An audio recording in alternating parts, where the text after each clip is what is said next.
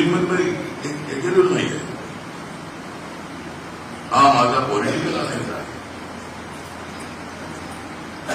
Common minimum प्रोग्रामवर झालेला alliance आहे. भारताच्या भवितव्यासाठी केलेला हा अलायन्स आहे. बाबासाहेबांचं संविधान मजबूत करण्यासाठी अलायन्स आहे. बाबासाहेबांच्या अनेक स्मारकांची कामं पूर्ण करण्यासाठी अलायन्स आहे.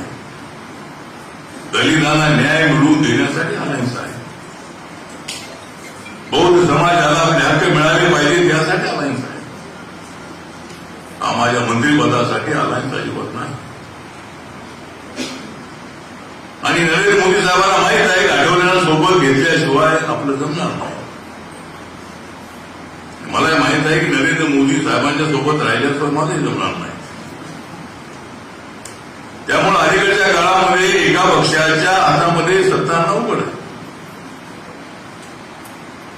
आणि म्हणून कुठल्या तरी पक्षासोबत युती केल्याशिवाय आपल्याला निवडून येता येईल.